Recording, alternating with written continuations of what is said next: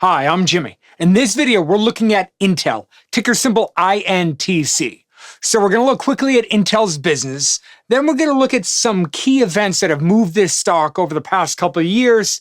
Then we're going to take a peek at some of the numbers. Finally, try to come up with a fair value for Intel's stock to see if it's worth investing in today. So Intel's in one of the most interesting positions in all of tech as of this moment. So this company's trying to do something that very few companies have been able to successfully pull off.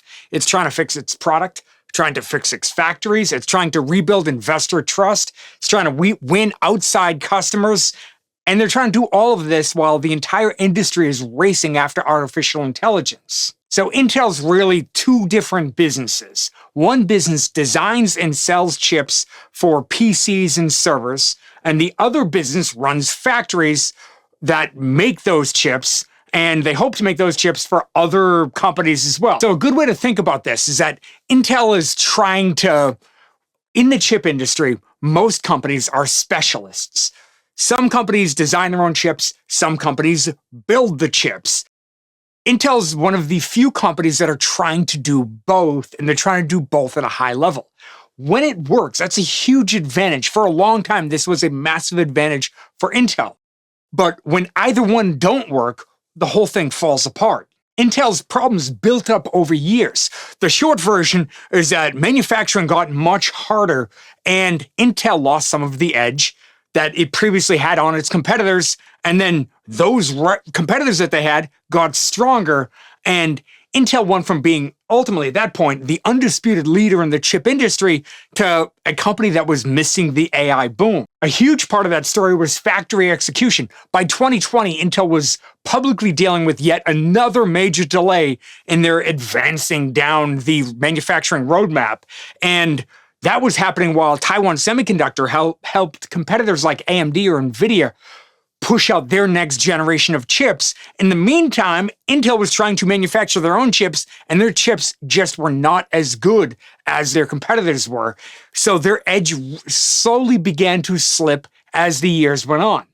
Then AI changed the economics of the entire industry. In fact, in its 2025 annual report, in Intel's 2025 annual report, they said that a lot of their demand growth was driven by AI. But it also admitted that customers were often prioritizing GPUs, graphics processing units, versus the CPUs, which is really, frankly, Intel's specialty. Intel has long been the CPU leader, but that's kind of a brutal thing to deal with. The entire industry shifted from CPUs being the most important component of what computers were doing to GPUs and other accelerators to being far more important, and that brought the whole industry away from Intel's specialty. So Intel got hit from both sides. The factory side lost it used to have a lead on the rest of the competitors. It gave that up. And on the product side, well, they're trying to defend their core CPU product. Intel dominated there for years, but in the meantime, customers were largely going with some of their competitors who focused on things like GPUs. So while companies like NVIDIA and AMD saw revenue grow, just a quick example, I did a video on NVIDIA the other day. This is a chart of NVIDIA's revenue, and as you can see, it went a bit nuts. Roll that over to a chart of Intel. This is a chart of Intel's revenue. We can see the story's not nearly the same. And the key thing for us to realize here is that this drop-off in revenue largely happened because Intel's products failed to keep up with it. Now, when I first started looking at Intel, I was actually fairly interested in Intel, bought a piece of it for a while, ended up selling out a bit later, so I don't own any shares now.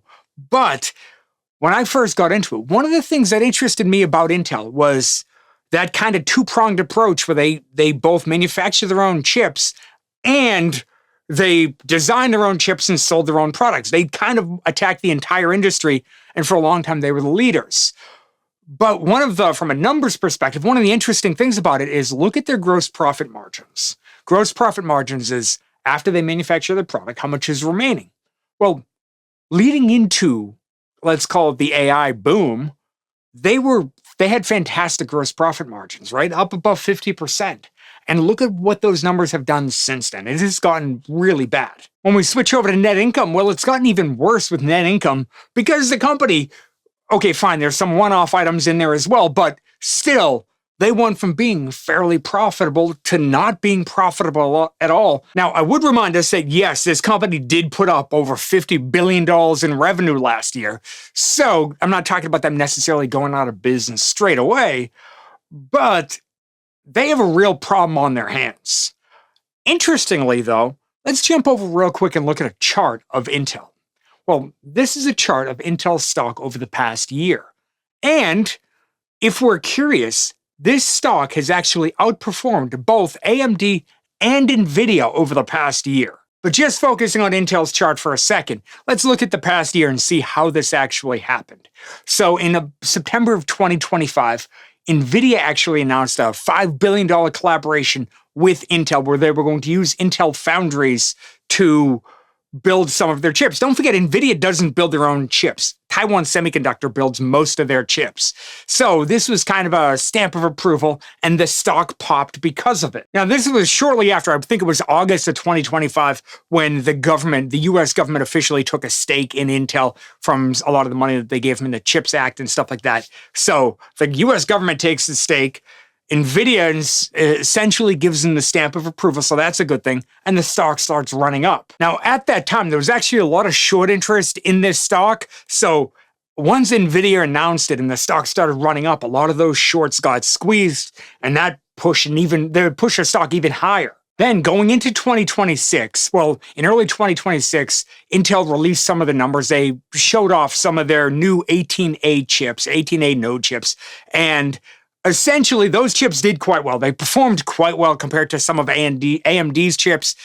So that actually continued, let's say, the run up in the stock price because everybody was looking forward. They were saying that when they pre-announced earnings, Intel came out and said they thought that their 18A chips were going to be profitable far ahead of schedule. So again, the stock continued to march higher. Now, as of the recording of this video, just a couple of days ago, Intel announced that they had signed up a major hyperscaler, something like AWS or Microsoft, a company like that.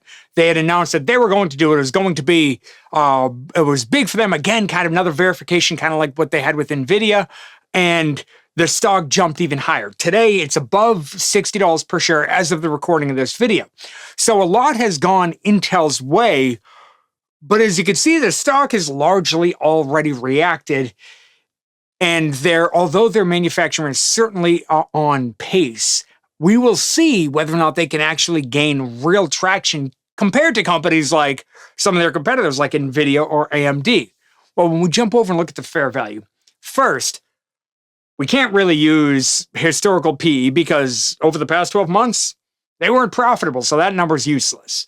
When we look at the forward PE, the number's outrageous. Right now, it's showing up at about 100x. And again, that's because analysts are expecting for earnings per share to be fairly small over the next 12 months. So if that's the case, again, forward PE is virtually unusable. For that, we got to stick with discounted free cash flow, and we got to use analyst estimates to see what the real fair value could be. So when we switch over and look at our fair value calculator, well, we're going to max out the number of analysts that we have, and we have 5 years of analyst estimates. We can see that analysts expect for this fiscal year to be negative. Kind of logical given the situation that they're in. Well, next year it goes slightly positive, and then ramping up to 3 years after that, it starts to gain a bit of momentum. But with these estimates, it has the fair value in the mid-30s. Right now, the stock's trading above $60 per share. So although Intel's a very interesting story, and the stock has done extraordinarily well, I think this stock has almost gone too far. Now, I sadly sold out of this stock a bit too early. I didn't get this giant run up in this stock. I kind of wish I had. But I do question, although I do think Intel's an interesting and fascinating company to be watching, at this price, it just seems a bit overvalued. Now, if you want to sign up to get access to the Investors Grow website where we try to make it quick and easy to analyze companies, I'll leave a link right here, link in the description below. And thank you so much for sticking with me all the way to the end of the video. I really do appreciate it. Thank you, and I'll see you in the next video.